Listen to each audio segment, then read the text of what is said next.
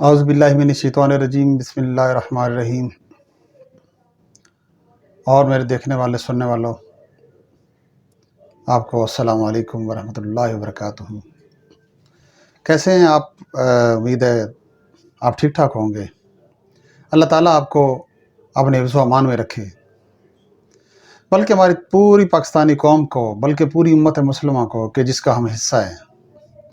ویسے تو امت مسلمہ کا شیرازہ بکھر چکا ہے، جی ہاں، جی بالکل بکھرنا ہے۔ علامہ اقبال پہلے ہی بتا گئے ہیں کہ تارک قرآن ہو کر ذلیل ہونا ہے، تو وہ تو ہو رہے ہیں۔ کوئی مشرقی سرحد سے پتھر مارتا ہے، کوئی مغربی سرحد سے پتھر مارتا ہے، کوئی جہاں سے 10,000 کلومیٹر دور امریکہ سے پتھر مارتا ہے، اور ہم چپ کر کے بیٹھے دیکھتے رہتے ہیں۔ وہ پتھر مار کے چیک کرتے ہیں کہ آیا ان کے اندر کوئی غیرت، کوئی خیر دینی غیرت کا تو اب وہ ایک دور رہ گیا نا۔ ہاں جی، بھائی ان میں کوئی قومی تشخص باقی رہ گیا ہو، نہیں وہ بھی کوئی نہیں رہا جی۔ کوئی غیرت رہ گئی ہو کہ جی آپ کے گھر پر پتھر مارا ہے، ہاں جو ہمارے ساتھ والا ہوگا ہم اس کے گلے پڑ جائیں گے، جو مسلمان ہوگا وہ ہم اس کے گلے پڑ جائیں گے۔ لیکن دنیاوی اور جو یہ ہم جو طاقتیں دیکھتے ہیں ہمارے ہمسائے میں ہیں یا ہم سے دور ہیں بیٹھے، بس ان کے ساتھ تو ہمارا اسلام جو ہے نا وہ امن کا درس دیتا ہے۔ تو جو اپنے ہوتے ہیں ہم فورسز لے کے انہی کے اوپر چڑھے رہتے ہیں جی۔ کشمیر کی طرف نہیں جائیں گے، ہاں نہیں جی، وہ کشمیر تو وہ جو جہاد کا اعلان کرے گا، جو کشمیر کی طرف فوجیں ڈالے گا، وہ کشمیر کا، پاکستان کا وہ سب سے بڑا غدار ہوگا، وہ بہت بڑا دشمن ہوگا۔ کمال ہو گئی ہے، کیونکہ جی ہمارے اتنے وسائل نہیں ہیں۔ ٹھیک ہے جی، وسائل نہیں ہیں، جی ہاں جی۔ جنگ یمامہ میں صدیق اکبر رضی اللہ تعالیٰ عنہ کے پاس بہت زیادہ وسائل تھے، وہ تو پھر ساری ڈیٹیل سب کو پتہ ہی ہے۔ پھر انہوں نے ہر قسم کے جو وسائل ہیں وہ سارے جھونک دیے، حتیٰ تک فرمایا کہ اکیلا میں رہ جاؤں، یہاں عورتیں اور بچے ہوں گے، بدری ہو غیر بدری ہو سارے جائیں گے۔ وہ ایک الگ ٹاپک ہے، لیکن اس کا حوالہ دینا بڑا ضروری تھا۔ ایک مرتبہ ہمارے پاس واقعہ ہوا سلالہ چیک پوسٹ کا، جس وقت یہ زرداری صاحب کی حکومت تھی، یوسف رضا گیلانی صاحب پرائم منسٹر آف پاکستان تھے۔ اس وقت سلالہ چیک پوسٹ پر انہوں نے حملہ کیا امریکیوں نے، اور فائر کیا، اور پھر بعد میں آئیں بائیں شائیں کرنے لگے، معافی بھی نہیں مانگ رہے تھے۔ اس پر کیا ہوا کہ 21 22 یا 24 فوجی جو ہے نا وہ ہمارے شہید ہو گئے۔ کتنی آسان سی بات ہے۔ پھر ہم نے آنن فانن ہم نے کچھ تھوڑی سی قومی اسلامی جذبے اور غیرت کا مظاہرہ کیا، اور فوراً سے پہلے ہی ان کی جو نیٹو کی سپلائی لائنیں بند کر دی۔ جیسے ہی بند کرتے گئے، پہلے تو امریکہ بڑا اچھلا، وہ کچھ نہیں ہوتا جی، ہم دوسرے راستے تلاش کر لیں گے، لیکن 3.5 4 مہینے تک بند رہی، تو نیٹو فورسز کو دانتوں پسینہ آ گیا، اور پھر انہوں نے معافی مانگی۔ بات یہ ہے کہ صرف قدم تو بڑھائیں، ان کی ایسی تیسی ہے، لیکن ایسی تیسی کرنے کے لیے کوئی مجاہد پیدا ہوتا ہے۔ ہمارے ہاں مجاہد کوئی نہیں ہے۔ سلطان نور الدین زنگی، نہیں جی نہیں وہ اب نہیں ہے۔ سلطان صلاح الدین ایوبی، نہیں جی وہ نہیں۔ کیونکہ اسلام اب امن کا درس دیتا ہے۔ اسلام امن کا درس تب دیتا ہے کہ جب وہ کفار اور اغیار تلوار کے نیچے ہوتے ہیں، اور اسلام کہتا ہے نہیں، اب ان کو مارنا نہیں ہے، اب ان کی حفاظت بھی کرنی ہے، کیونکہ یہ ہمارے سلطنت کا حصہ ہیں، اب یہ ہماری ذمہ داری ہے۔ لیکن اگر مسلمانوں پر کہیں پر ظلم ہو رہا ہے، اسلام کے خلاف جنگ جاری ہے، تو پھر اسلام جہاد کا حکم دیتا ہے، اور وہاں تک جانے کا حکم دیتا ہے کہ سارے کا سارا دین اللہ کا ہو جائے، اور پھر فساد دنیا سے مٹ جائے۔ فساد کیسے مٹے گا؟ ہم خود فسادیوں کے ساتھ شامل ہو چکے ہیں۔ اب امریکی صدر کہتا ہے کہ پاکستان خطرناک ریاستوں میں سے ایک ریاست ہے۔ ہاں بھائی بالکل ٹھیک ہے جی، ہم بالکل خطرناک ہیں، بالکل خطرناک ہے ان لوگوں کے لیے جو مسلمانوں کے دشمن ہیں، جو ہمارے اللہ اور اس کے نبی صلی اللہ علیہ وسلم کے چھپے یا کھلے دشمن ہیں، جو ہماری عزتوں کے، ہمارے مال کے، ہمارے ملک کے، مقامات مقدسہ کے، مسلمانوں کے دشمن ہیں۔ ہم بالکل جی ان کے لیے خطرناک دشمن ہیں، اور خطرناکی بھی اس طرح کی ہے کہ ٹھیک ہے کہ ہم سوئے ہوئے ہیں، سوئی ہوئی چنگاری ہیں، لیکن یہ آگ بجھی نہیں ہے۔ یہ کسی وقت بھی کسی نے پھونک مار کے اڑائی تو یہ ایسا شعلہ بن کے ابھرے گی کہ امریکہ تو کیا، یہ ہمارے دائیں بائیں آس پاس جو شیطانوں کی اولاد ہیں، اور یہ جو منافقین جو ہمارے اندر چھپے ہوئے ہیں مختلف سیاسی پارٹیوں کی شکل میں، یہ بھگ سے اڑ جائیں گے۔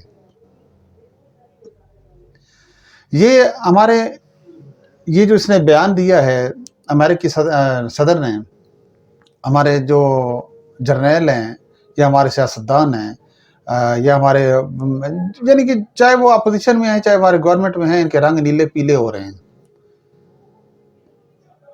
مزہ تو آتا تھا کہ غصے سے سرخ ہو جاتے اور کہتے تمہاری ایسی کی تیسی،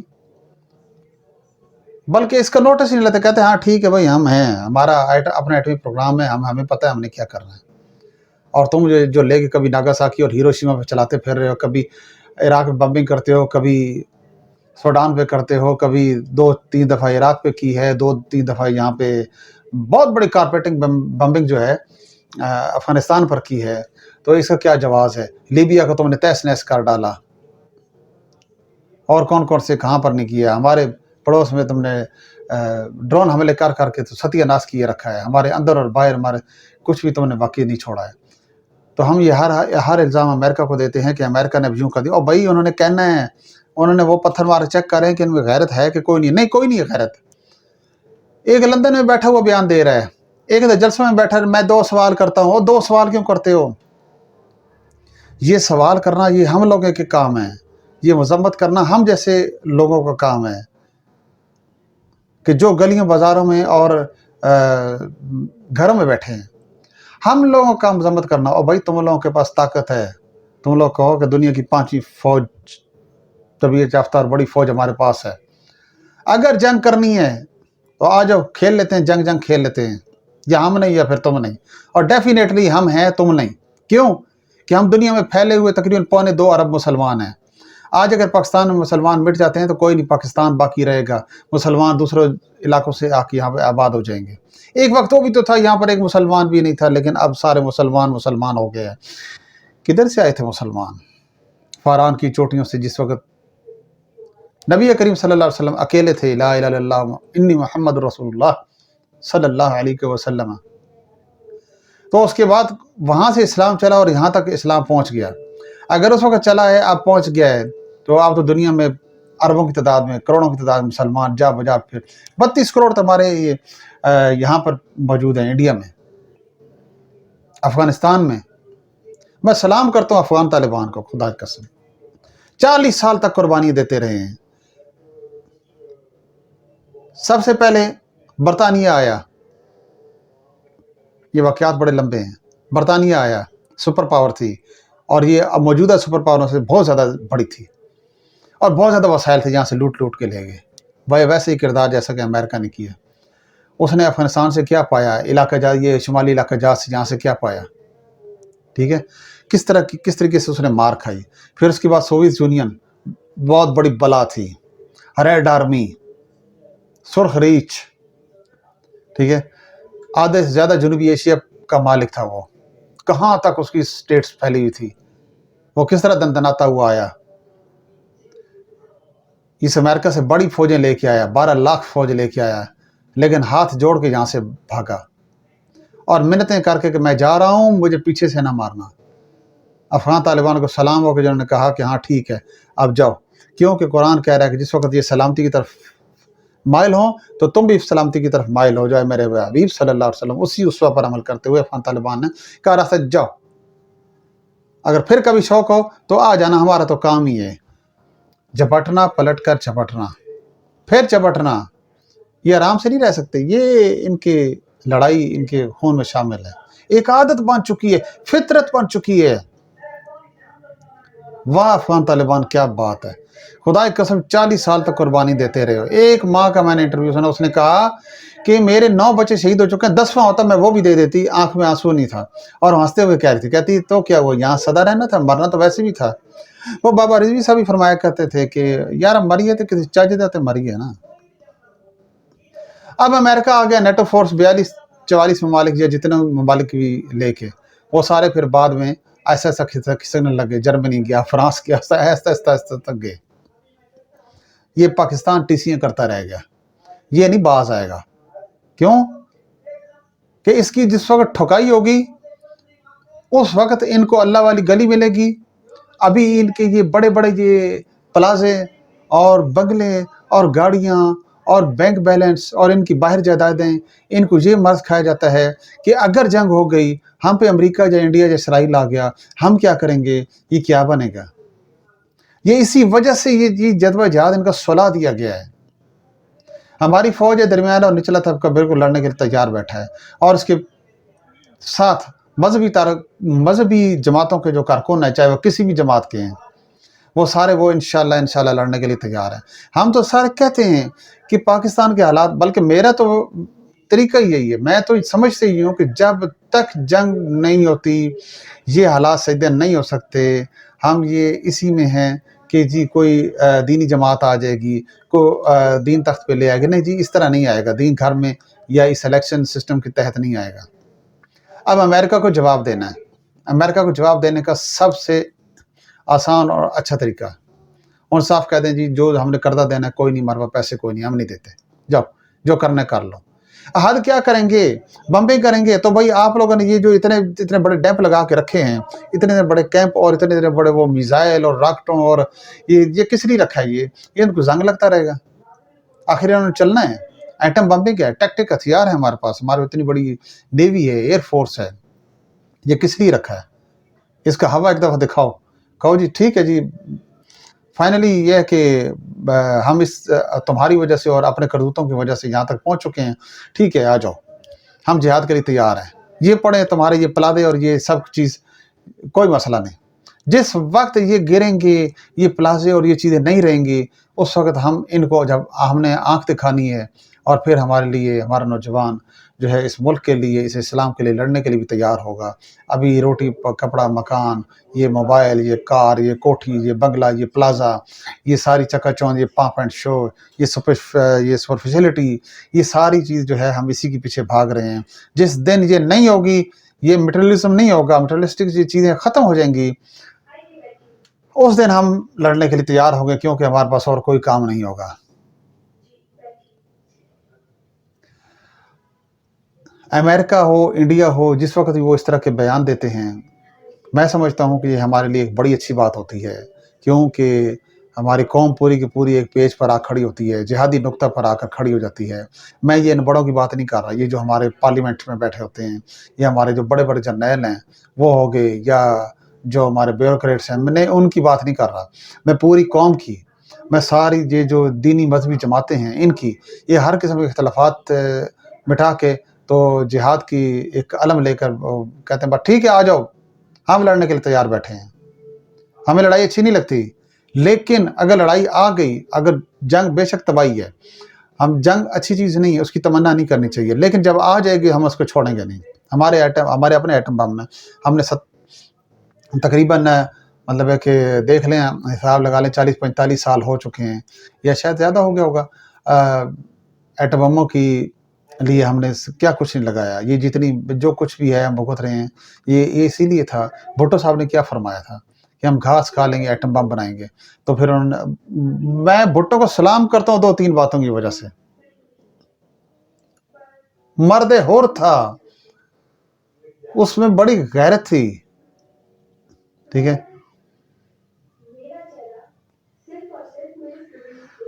اب افغان طالبان کی میں نے آپ کو مثال دی، ٹھیک ہے. اب امریکہ یہاں سے بھاگا ہے تو وہ پاکستان کو بیچ میں ڈال کے، معافی مانگ کے، اور ایفیڈیوٹ لکھ کے دے کے، ایگریمنٹ پیکٹ سائن کر کے کہ جی مجھے پیچھے سے نہ مارنا، مجھے نکلنے دینا. افغان طالبان نے الگ بندوقیں لے کے سر پہ ان کے سوار تھے، کھڑے ہوئے تھے، اور چاہتے تو ایک بھی زندہ واپس نہ جاتا، لیکن انہوں نے کہا نہیں، یہ قرآنی معاہدہ ہے، قرآن اور حدیث شریف کی روح سے جو یہ معاہدہ طے پایا ہے، ہم اسی کی روح مطابق عمل کریں گے اور کچھ بھی نہیں کہیں گے.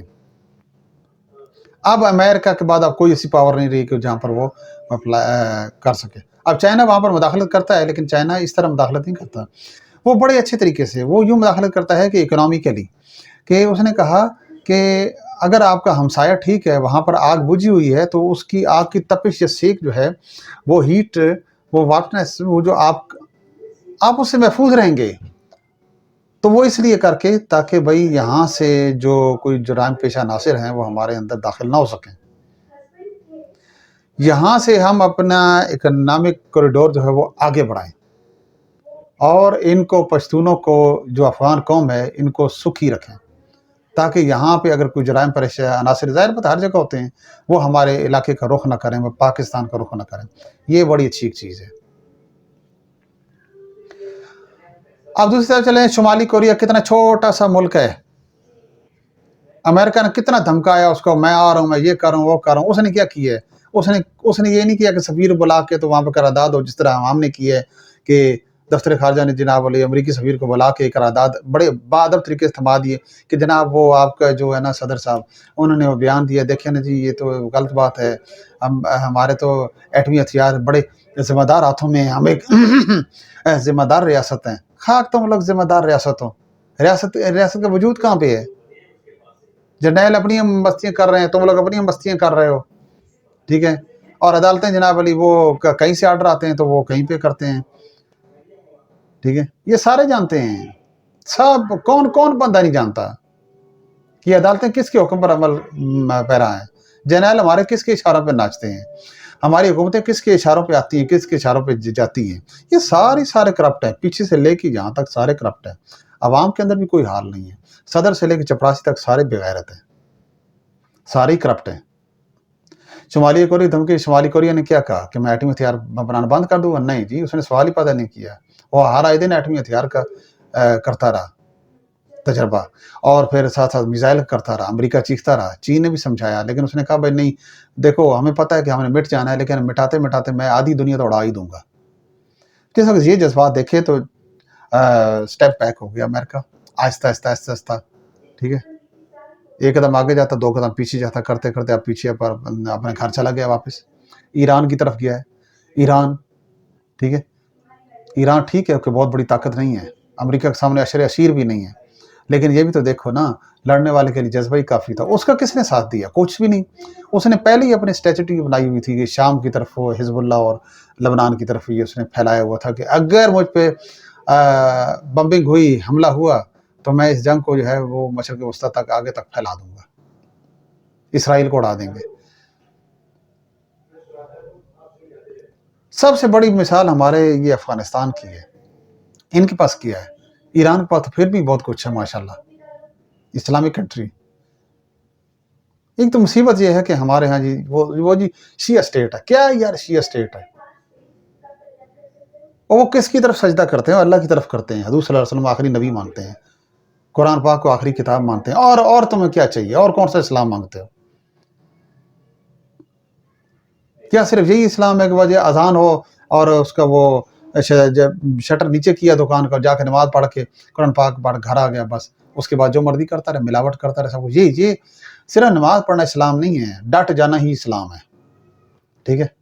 اور پھر اس کا یہ افغانستان دیکھ لیں، افغانستان کو ہمارے یہ جو پاکستان مسلمان بھائی ہیں، یہ پتہ ہے کیا کہتے ہیں؟ کہتے ہیں وہابی اسٹیٹ، یہ وہابی لوگ، اور کیا وہابیت ہے، کیا دیوبندیت ہے؟ وہ کفر کے خلاف لڑے ہیں، اور جہاد کیا انہوں نے، مسلمانوں کے خلاف نہیں جا کے لڑے، ٹھیک ہے؟ کسی مسلمان اسٹیٹ کے خلاف نہیں لڑے، وہ وہاں پہ لڑے ہیں، ان کے خلاف لڑے ہیں، 40 سال قربانیاں دی ہیں، 2-3 نسلیں ان کی بھی رگڑی گئی ہیں، اور آج ان کا دیکھا ان کے ڈالر کا ریٹ چیک کر لیجئے، وہاں پر پیٹرول کا ریٹ چیک کر لیجئے، اور اپنا چیک کر لیجئے، اپنی غیرت چیک کر لیں آپ لوگ۔ شرم نہیں آتی بات کرتے ہوئے؟ انہوں نے اپنا لباس نہیں بدلا ہے، اس کا آرمی چیف سڑکوں پہ پھر رہا ہوتا ہے، ریڑی روک کر ایک بڈھی مائی سے کہتا ہے اماں تیرے بیٹے آ گئے ہیں، اب تو گھر بیٹھ، اور یہ پیسے لے، جیب میں سے پیسے نکال کے دیے، تم گھر بیٹھو، تمہاری ریڑی یہ اب تمہیں ریڑی نہیں چلانی۔ اور وہ بڈھی مائی رو پڑے کہ ایک آرمی چیف جو ہے وہ یہاں، ہمارے والا آرمی چیف نہیں ہے نا، وہ دنیا کی فوجوں سے لڑا ہوا آرمی چیف ہے۔ ہمارے آرمی چیف ہمارے لڑتے رہتے ہیں، کوئی حکومت لے آیا دے آیا، بھائی اسی طرح یہی کام ہے، یا باہر چلا گیا، سیاسی جلسے اٹینڈ کر لیے، پیشہ ورانہ امور کی طرف توجہ دیں گے۔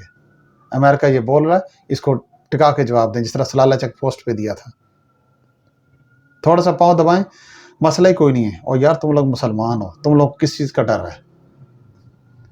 وہ کہتا ہے کہ جی خطرناک ملکوں میں سے، دیکھو ہاں بالکل ہیں جی خطرناک، اگر آپ ہمارے ساتھ خطرناکی کی کوئی بات کریں گے تو پھر آپ کو پتہ ہی نہیں ہے کہ آپ خطرناکی کیا چیز ہوتی ہے۔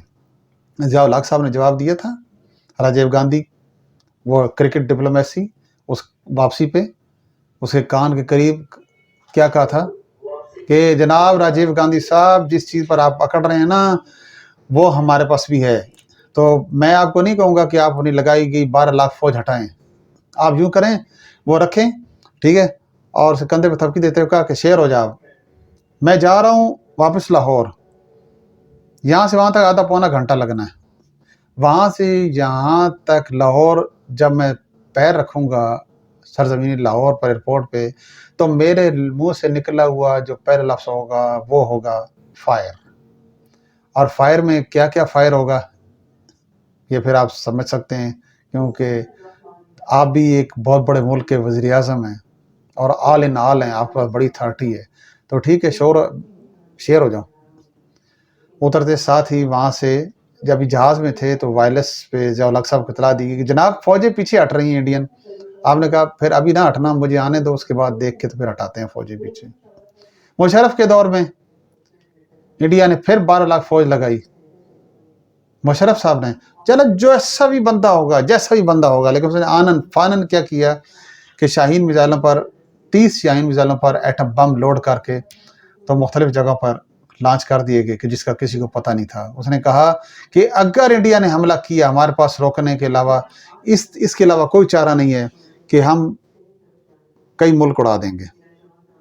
کئی ملکوں میں سارے سمجھ رہے تھے کہ کون کون ہے، اسرائیل بھی ہے، انڈیا تو خیر پورا ہی ہے، اور پھر یہ ایک جنگ عظیم تو اور ایٹمی جنگ عظیم بننی تھی۔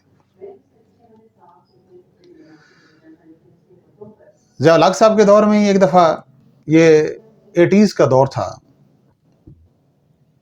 کہ جب اسرائیل نے سری نگر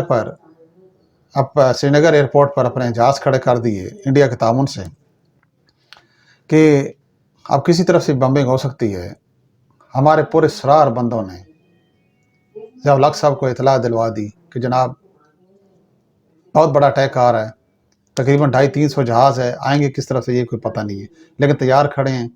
آدھے پونے گھنٹے بعد، خیر وہ واقعہ بہت لمبا ہے، تو وہ پھر ضیاء الحق صاحب نے فوراً ہی امریکہ کو اور انڈین جو وزیر اعظم ہے اس کو یہ بتا دیا کہ بھائی ہمیں نہیں پتہ کہ جہاز کس طرف سے آئیں گے، لیکن ایک بات ہے کہ ہم رہیں یا نہ رہیں، انڈیا میں ایک بھی ہندو باقی نہیں رہے گا، اسرائیل کا نام و نشان مٹا دیں گے۔ پاکستان میں مسلمان بچیں نہ بچیں، پاکستان بچا رہے گا، کیونکہ دنیا بھر میں مسلمان ہیں اور وہ آ کے پاکستان کو دوبارہ آباد کر دیں گے، لیکن تمہاری داستان ہم مٹا دیں گے، کبھی کوئی ہلاکو خان اور چنگیز خان کا نام بھی بھول جائیں گے، صرف تمہیں اور ہمیں دنیا یاد رکھے گی اور قیامت تک یاد رکھے گی۔ ایسا ہی جواب اس جو بائیڈن کو دیں، اسے کہیں دیر نہ کر، فٹافٹ آ جا، قیامت سے کیا پہلے قیامت قائم کر دیتے ہیں، مسئلہ ہی کوئی نہیں ہے۔ ہمارا تو عقیدہ یہی ہے کہ ہم نے مرنا ہے اور مرنے کے بعد دوبارہ اٹھنا ہے، لیکن تمہارا کوئی نہیں ہے، ٹھیک ہے، تمہیں ہمیں ادھر ہی دلیل کر کے رگڑ دیں گے۔ لیکن یہ سب کہنے کے لیے ایک چیز ہوتی ہے جسے کہتے ہیں غیرت، اور وہ غیرت اس وقت مر جاتی ہے، سو جاتی ہے جس وقت حرام کھایا ہو۔ کون سے سیاستدان یہ سیاست میں جاتے کس لیے؟ یہ جاتے اس لیے ہیں تاکہ اپنے بچوں کا، اپنے جو ریلیٹیوز ہیں، اپنے جو گماشتے ہیں، غنڈے مشٹنڈے جو ارد گرد اکٹھے کیے ہوتے ہیں، ان کا فیوچر سیکیور کر سکیں، وہ ہمارے ساتھ لگے رہے اور ہماری بدماشی یعنی یہ سیاست، یہ حکمرانی قائم رہے۔ تو کھیل بنایا ہوا انہوں نے۔ یہ مسئلہ اس طرح نہیں سیدھا ہوتا۔ میں کہتا ہوں کہ یہ اس نے امریکی صدر نے بہت اچھا کیا کر کے، یہ ہر ایک آدھ مہینے بعد اس طرح کا ہے نا ایک ڈنڈا چلا دیا کرے نا، تاکہ، لیکن ابھی صحیح چلایا نہیں اس نے، صحیح چلائے نا ذرا، تاکہ پاکستانی قوم، فوج اور یہ سارے جو ہے نا یہ باہم ہو کے نا صحیح وہ اسلامی جہاد والی روح ان میں پھونک جائے یہ تبھی مسئلہ سیدھا ہوگا، اس طرح مسئلہ سیدھا نہیں ہوتا۔ والسلام علیکم ورحمۃ اللہ وبرکاتہ۔